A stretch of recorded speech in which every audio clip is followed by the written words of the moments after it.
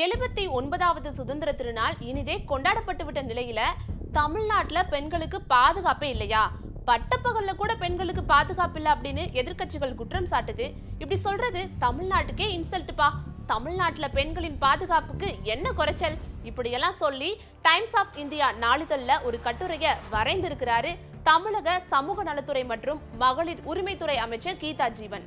தமிழ்நாட்டுல திமுக கட்சிக்கும் பெண்களின் பாதுகாப்புக்கும் இடையில ஒரு நீண்ட நெடிய வரலாறே இருக்கு. 1989ஆம் ஆண்டு தமிழக சட்டமன்றத்துல அப்போதைய எதிர்க்கட்சி தலைவராக இருந்த ஜெயலலிதா அவர்களின் சேலை கிழிக்கப்பட்டிருக்கு.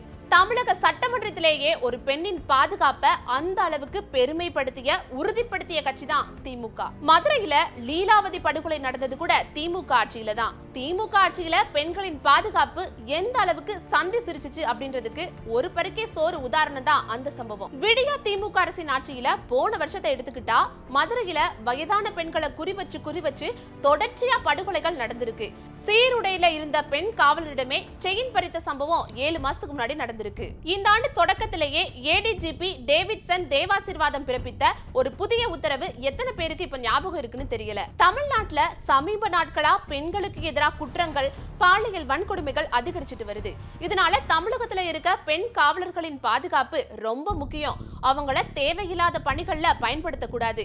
இதுதான் காவல்துறை ஏடிஜிபி டேவிட்சன் தேவாசீர்வாதம் பிறப்பித்த உத்தரவு. இந்த உத்தரவை கொஞ்சம் நல்லா பாருங்களேன். தமிழகத்துல இருக்க பெண் காவலர்களின் பாதுகாப்பு ரொம்ப முக்கியமா.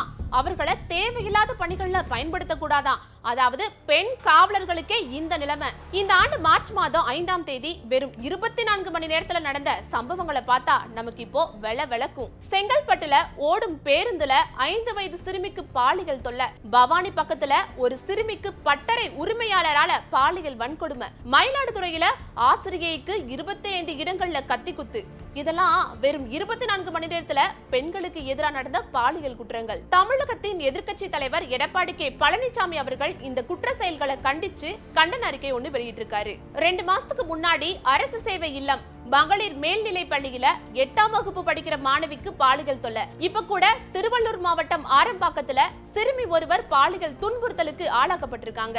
இந்த லட்சணத்துல தான் இருக்கு திமுக ஆட்சியில பெண்களோட பாதுகாப்பு. இந்திய அளவுல தொழிற்சாலைகள்ல வேலை பார்க்கும் பெண்கள்ல 41% பேர் தமிழ்நாட்டு பெண்கள் தான். தேசிய அளவுல உயர்கல்வியில சேரும் பெண்கள் 28.5% தான். ஆனா தமிழ்நாட்டுல 47.3%. பெண்கள் பொது இடங்கள்ல பாதுகாப்பா இல்லனா இது எல்லாம் எப்படி நடக்கும்? இப்படி கேட்டிருக்காரு அமைச்சர் கீதா ஜீவன். 2021ல திமுக ஆட்சிக்கு வரதுக்கு முன்னாடி 10 ஆண்டு காலம் தொடர்ச்சியா ஆட்சியில இருந்த கட்சி அதிமுக தான். யாரோ ஒருத்தவங்க ராக்கெட் ஏவுதளம் கட்டுவாங்க, யாரோ ஒருத்தவங்க அதன் மூலமா ராக்கெட்டை ஏவிட்டு சாதனை அப்படின்னு சொல்லுவாங்க. திமுகவோட பல சாதனைகள் இது மாதிரி தாங்க. ஸ்டிக்கர் ஒட்டுற சாதனை. தமிழகத்துல தொழிற்சாலைகள்ல பெண்கள் அதிக அளவுல வேலை செய்யறாங்க. உயர்கல்வி படிப்புல அதிகம் பேர் சேர்றாங்க அப்படின்னா அதுக்கு திமுக மட்டும் எப்படி காரணமா இருக்க முடியும்? திமுக ஆட்சியில பாலியல் குற்றங்கள் குறைஞ்சிருக்கு. இந்திய அளவுல பெண்களுக்கு அதிக பாதுகாப்பான இடம் தமிழ்நாடு தான். தனியார் அமைப்புகளோட புள்ளி விவரங்கள் நம்பத்தகுந்த மதிப்புக்குரிய நிறுவனங்கள் தெரிவித்த கருத்துப்படி வாழ்றதுக்கும் வேலை செய்யறதுக்கும் பெண்களுக்கு ஏற்ற இடங்கள்ல ஒண்ணு தமிழ்நாடு தானே கீதா ஜீவன் கூறியிருக்கிறாங்க. சரி, அந்த தனியார் அமைப்புகளோட புள்ளி விவரங்கள் நம்பத்தகுந்த மதிப்புக்குரிய நிறுவனங்கள் எதுன்னு கொஞ்சம் நீங்க சொல்லிருக்கலாம்ல. 1973ல கருணாநிதி முதல் மகளிர் காவல்துறை பிரிவை சென்னையில ஆரம்பிச்சாரு.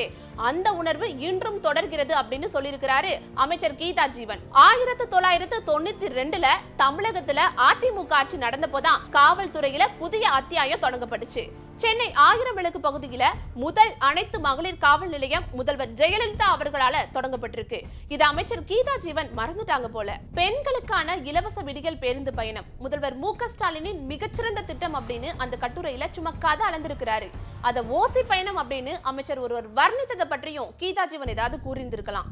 ஓசி பஸ் போன்ற எல்எல், ஏளனம், ஏடிஎம் போன்றவைகளும் கூட பெண்களின் பாதுகாப்புக்கு எதிரான தாக்குதல்கள் தான். குடிகாரன் கைத்தாங்களுக்கு மின் விளக்கு கம்பத்தை பிடிச்சுக்கிறது மாதிரி விடியா திமுக அரசு இன்னும் எத்தனை நாட்களுக்கு இப்படி புது மாதிரி தகவல்களை அவிழ்த்துக்கிட்டே இருக்குன்னு தெரியல.